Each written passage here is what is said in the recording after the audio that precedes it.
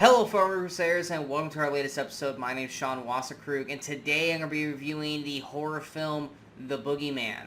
Now, for anyone who knows anything about the title card of this movie, The Boogeyman is a lore that all young children, especially myself when I was a little kid, have been afraid of, scared of, has had our parents check the closets and under the bed and all that kind of stuff. I still remember my first iteration of the Boogeyman was probably from the real Ghostbusters cartoon. That was always the scariest ghost slash monster on that cartoon for me, was the Boogeyman.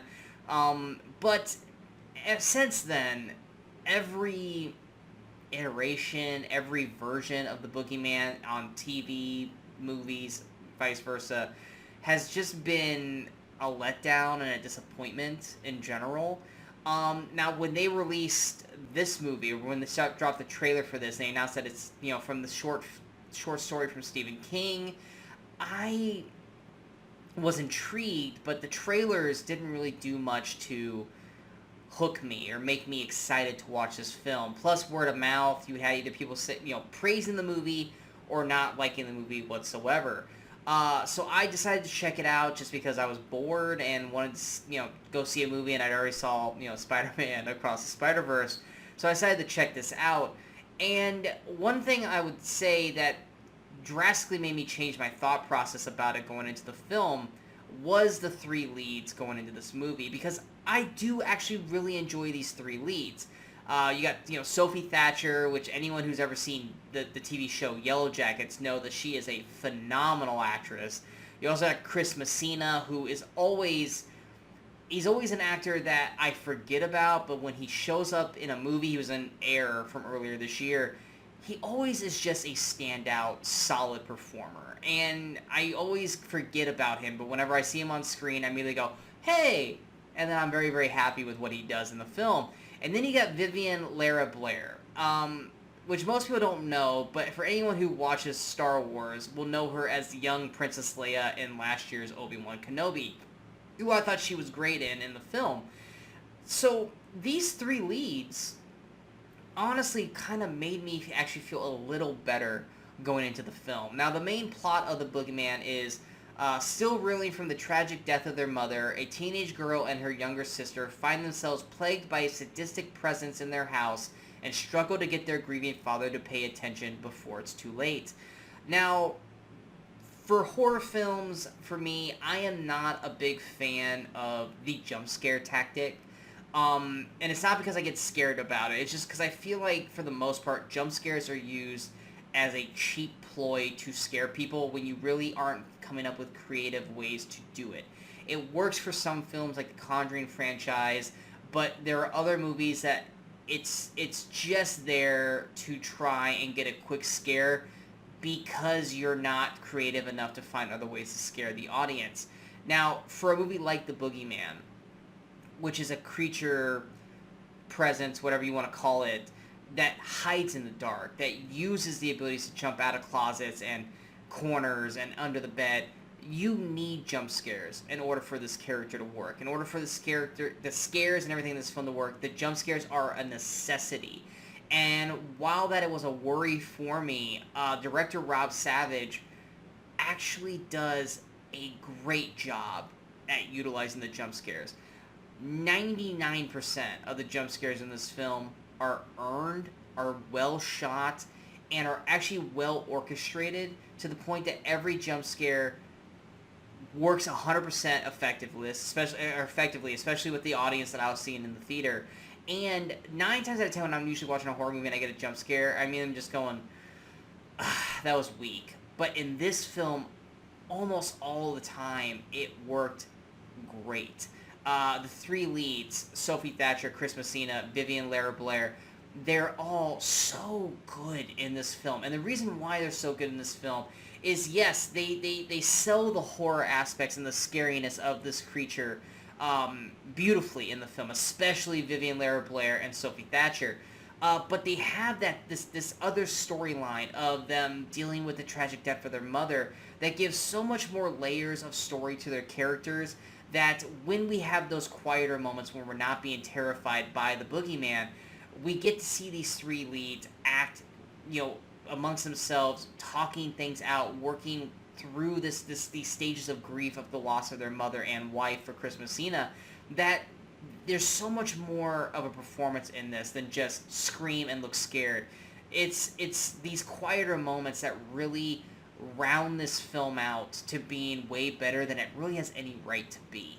The character design of the Boogeyman, it's not for what we do get to see of him in the film, because much like most of these films, you see brief glimpses, and then as the movie progresses, you see more and more, and then in the third act, you get a good visual of the creature itself. At first glance, it's not anything we haven't seen before. I mean, it's different, slightly different than we've seen from every iteration from other films that are not the Boogeyman, but look closely resembling of the Boogeyman. And the writing team and people behind this, they did work on A Quiet Place, which also helps out immensely with this film. But what I always want, or what I always need from a movie like this, is while the plot points of this film are something that we have seen many, many, many times before, rinse, repeat, it is the ability to change and do something that, while we've seen the story before, but do something unique and different enough to it to make it feel original. And having the characters have to deal with the grief of loss of their mother and have to act around that storyline element and not just the Boogeyman itself, but then also add this other visual element to the Boogeyman, which we only get to see at the very, very end of the film. But just having that element was enough to make me go, oh damn, that actually is really freaking cool. I wish we would have gotten more of that, but that little brief surprise element we had of the Boogeyman really, really, won me over in the end for the actual character design of this creature. The quote-unquote power set that the Boogeyman has is also incredibly intriguing, and the lasting effects or side effects that the Boogeyman creates in the households that it haunts also is an awesome element and nuance to the film that adds a little bit more to this movie, that makes it a little bit different than everything we've seen before. This movie just, for me, worked on so many levels. It exceeded my expectations for what I was expecting. I was not prepared for the movie that I was going to get, and I mean that in such a great way. As I was watching this film and watching the audience around me, which was pretty much almost a sold-out audience, they were eating up everything that this movie had to offer. And I was just sitting there, honestly, just happy to see a horror film utilize the horror to its effect, utilize its great casting of these three leads to their effect. They're not just there to scream and be scared, but they utilize these characters in making them full-fledged characters throughout the film. And then when it comes to the horror aspects, work to perfection. This is one of my more surprising films in the year. I think if you like horror, if you are a fan of these three leads, and you want to see a horror film that might seem something that you've seen 1,000 times before, but are hoping that it might just be a little bit different, I think The Boogeyman is a strong recommendation. I think you guys will enjoy, maybe not like it as much as me, but will enjoy it for what it is offering you, which is a similar but different approach on an element that we've seen many, many times before. I'm going to give The Boogeyman an 84%. I think it excels at everything that it sets out to do. While the plot is very similar in certain respects, it does enough to be different and unique on its own right to leave a lasting, scary effect for many viewers watching the film overall. So a strong recommendation from me, and I hope you guys go out and enjoy it.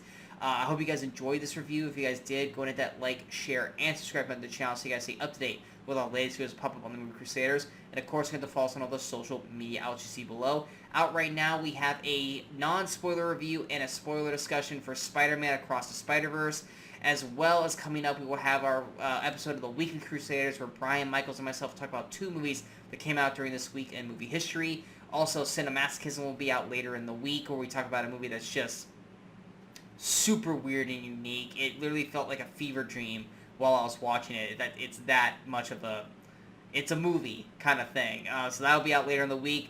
Next week, we've got Transformers Rise of the Beast. After that, we got The Flash and Extraction 2. So we got plenty of videos popping up on the channel, so please stay tuned. Let us know what you thought of Boogeyman. Did you like it? Did you not like it? Did you think the unique approaches to the film, as well as the acting of the three leads who were solid for this film, or did you not like it at all? Let me know what you think in the comments below. But until next time, in case we don't see you, go watch some movies and go have some fun.